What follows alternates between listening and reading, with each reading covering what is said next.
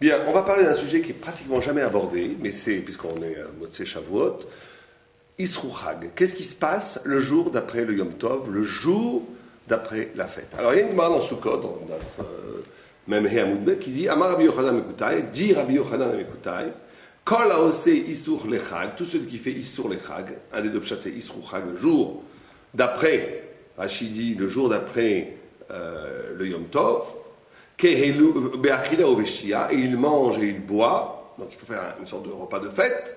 La Torah le considère comme s'il avait construit un autel pour Dieu, et écrit Banav Korban. Comme il est dit, donc on voit ici une importance cardinale de célébrer le jour d'après la fête. Alors qu'est-ce que c'est? Quel est le secret? Le secret thoraïque qui se passe derrière cette exigence. Alors, on a déjà dit ça, vous savez que le Maharal explique que Shabbat, c'est par rapport à Olam Haba, l'absolu, le monde futur, le monde après la mort.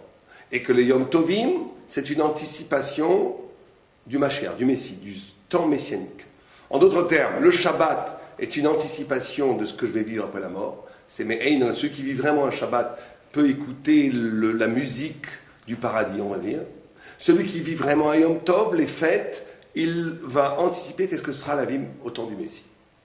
Et la notion de fête, de Messie, le Messie, c'est le but. C'est pour ça qu'on appelle les fêtes, ça s'appelle Regalim, du nom de Regel, c'est-à-dire des jambes. Les fêtes nous indiquent le but de l'être. Où va le monde? Le monde se dirige vers la lumière messianique. Et donc, le monde a un but. Alors, tout le problème qu'on va avoir, et c'est ça la naissance du texte, c'est quand on arrive à un but, qu'est-ce qu'on fait après? C'est que ça, c'est une problématique que les goïms ont. Quand j'ai trouvé la femme de ma vie, quand j'ai trouvé l'amour absolu, et ben dans la littérature goï, ça finit toujours par la mort. Toujours par la mort. Pourquoi? Parce que l'absolu, une fois qu'il est atteint, le but quand il est atteint, ben il rend l'après-but absolument absurde. Qu'est-ce qu'on va faire? On a tout réussi. Quand j'ai réussi quelque chose dans la vie, quand j'ai atteint le but de la vie, qu'est-ce que je fais après? Alors, sans Torah, c'est la mort.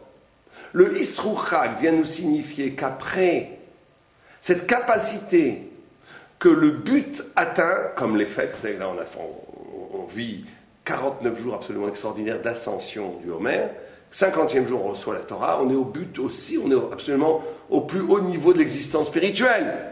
Qu'est-ce qu'on fait un jour après? Qu'est-ce qu'on fait un jour après? Et bien ce que nous dit Rashi, Isru, ça veut dire attacher.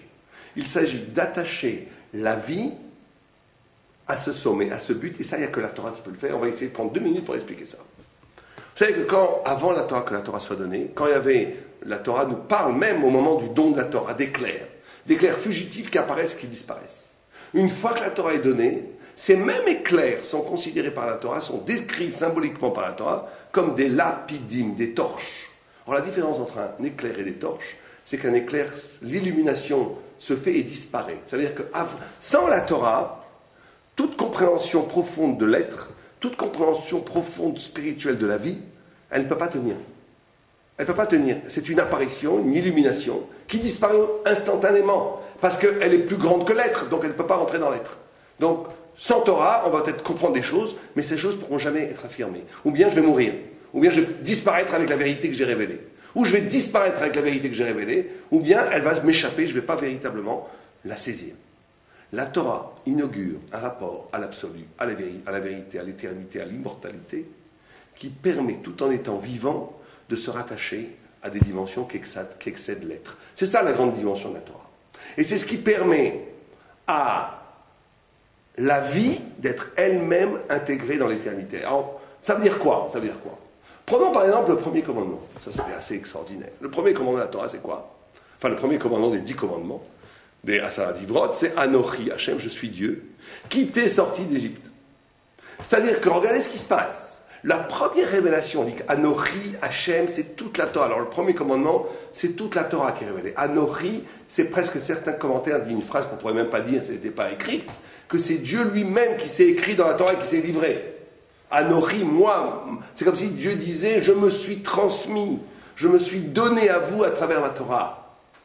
Or, la phrase continue que cette absolue, cette extraordinaire révélation qui est Anochi, qui est je suis ton Dieu, continue par quitter sorti d'Égypte. C'est-à-dire, qu'est-ce qu'on nous dit? On nous dit que l'expérience vital, existentiel, physique du peuple juif de sortir de l'Égypte va devenir lui-même de la Torah. C'est ça, vivre la Torah. Vivre la Torah, c'est d'être capable de traduire toute la vie en Torah. Et c'est ça le Yisrouchag. Le Yisrouchag, c'est qu'est-ce qu'on fait une fois qu'on a atteint l'absolu? Qu'est-ce qu'on fait une fois qu'il y a révélation? Qu'est-ce qu'on fait une fois qu'on a compris l'éternité, qu'on a compris l'essence même du secret de la vie? Comment on revit la vie quotidienne? Comment on revient à la vie quotidienne? Il y a une seule façon pour qu'il n'y ait pas une coupure, pour que ça ne se coupe pas, pour qu'on ne soit pas schizophrène. Un côté, la Torah en haut et la vie ici. Il faut traduire la Torah, la vie elle-même en Torah. Et c'est ça, on réussit à être un initié, un grand de la Torah, quand à un moment donné, toute révélation, toute approche, toute compréhension de la vérité va me permettre de traduire l'existence elle-même en Torah. Ça ne va plus être je suis sorti d'Égypte pour recevoir la Torah. C'est la sortie d'Égypte elle-même qui va faire un sens, qui va prendre sens, qui va devenir elle-même Torah. Et ça, c'est l'extraordinaire de la possibilité de la Torah. C'est pour ça, pour conclure, pour ça qu'on dit aussi Yisrouchag. On dit Yisrouchag parce que on est arrivé à un très haut niveau pendant les fêtes. On revient dans la vie quotidienne. Il faut être capable aussi, c'est ça le grand enseignement, le deuxième grand enseignement, il ne faut pas que nos compréhensions nous enferment. Il ne faut pas que nos réussites spirituelles et matérielles à Kal Vachomer nous enferment.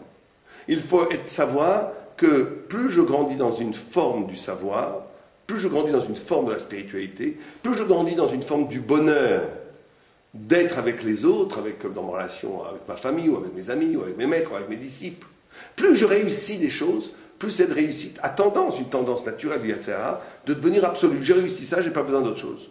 On nous dit non, quand tu réussis quelque chose, ça doit être l'occasion pour rebondir, pour t'ouvrir d'autres horizons du sensé, d'autres horizons de l'existence. Chaque illumination, chaque compréhension, elle peut t'éblouir et t'aveugler par son éblouissement même, ou elle peut te dire, attends, si j'ai compris cette couleur, c'est qu'il y a aussi d'autres couleurs. Et je repasse à autre chose. Yisrouchag, connecter la vie à la vérité, c'est la capacité à un moment donné de dire, mais cette vérité est infinie. Je repars. Le but est un nouveau départ. Le but est un nouveau départ. Et la Gemara nous dit, pour finir, elle nous dit que tout celui qui fait ça, c'est comme s'il amenait un korban. Un korban, c'est un sacrifice. Or, le sacrifice, c'était exactement ça.